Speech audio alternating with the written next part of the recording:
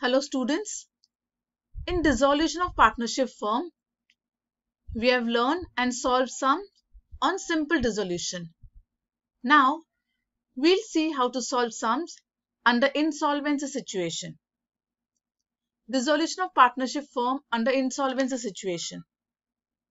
Insolvency. We have learned this term insolvent in standard 11th.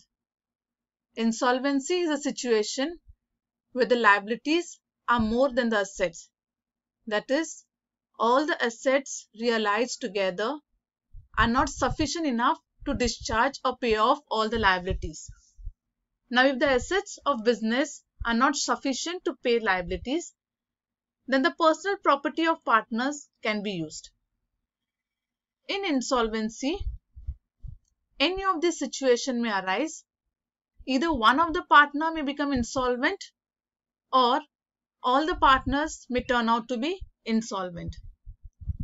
While solving problems, the initial steps are more or less same as in simple dissolution, but there are some few different steps that we have to follow in case of insolvency.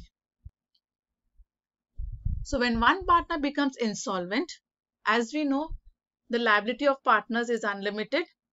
The personal property of partners can be used to discharge of the liabilities. If the insolvent partner is not able to bring in any amount he is liable to pay, then this deficiency, that is the shortfall, is to be borne by the other solvent partners in profit sharing ratio. Now, when we solve the sum wherein one partner becomes insolvent, all the steps till the calculation of realization profit or loss is the same. Let's take for example, this is a partner's capital account of ABC. They are sharing profit and loss in the ratio of 3:2:1. The opening capital balance of partner A and B is 30,000 and 20,000. C is having a debit balance of 8,000. The realization loss is given. Now here, the partner C has turned out to be insolvent. So as we know, the liability of partners is unlimited and joint. So here, the personal property of C will be used, and if any amount is received from the personal property, then we have to pass the following entry, that is cash or bank account debit to that insolvent partner's account. So here in this case, suppose if we have received rupees 3,000 from partner C, then we'll write 3,000 on the credit side of C's capital account by cash or bank. Now, first we have to move on and close the insolvent partner's capital account. So we take the total, debit total of partner C's capital account, that is 13,000. Then we calculate the deficiency of partner C, that is a shortfall in amount which he is not able to pay. 13,000 minus 3,000, that is 10,000. So capital deficiency of C is 10,000. Now this 10,000 will be borne by partner A and B in the ratio of 3:2.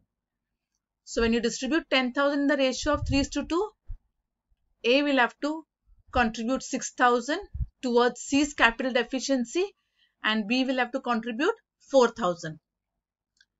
So to pass this entry, the solvent partner's capital account will be debited, that is partner A and B, and the insolvent partner's capital account will be credited. So the deficiency of 6,000 which is borne by A, we pass the entry as A's capital account debit to C's capital account 6,000, and a deficiency of 4,000 which is borne by B, B's capital account debit to C's capital account 4,000. So now partner C's capital account is closed. Then we'll move on to close partner A and B's capital account. A's credit total is greater, that is 30,000, and B's credit total 20,000. And then when we find out the balancing figure, we get balancing figure in A's capital account as 9,000, B's 6,000. And the second effect of this 9,000 and 6,000 will be shown in cash or bank account. And then when we close cash or bank account, it will tally. Now this was when one of the partner becomes insolvent. When all the partners become insolvent, third-party liabilities may not be paid in full. That is, the deficiency, if any, will be borne by third party. Now here we have to follow the following steps. First, we prepare realization account, partners capital account and cash or bank account, as we did that in simple dissolution sums. But one thing you have to keep in mind, the third party's liability are not to be transferred to realization account. That is, if there are any creditors, bills payable, bank loan, or loan taken from any other institute or person, we don't have to transfer these liabilities to realization account, but we have to prepare a separate account for each of these liabilities. Then we also have to open a deficiency account. After this, if there is any amount received from the insolvent partners, we have to pass this following entry, that is cash or bank account debit to insolvent partners capital account. Then we'll have to proceed further to close the partners capital account. When we close the partners capital account, you may either get a debit balance or a credit balance. If there's a debit balance, then the debit balance of that insolvent partner will be transferred to the debit side of deficiency account. And if there's a credit balance, then the credit balance of that partner will be transferred to the credit side of deficiency account. Then whatever cash is available, we have to use that to pay off the third party's liability. That is the creditors, bills payable, bank loan, bank overdraft, etc. Entry for this is liability account debit to cash or bank account.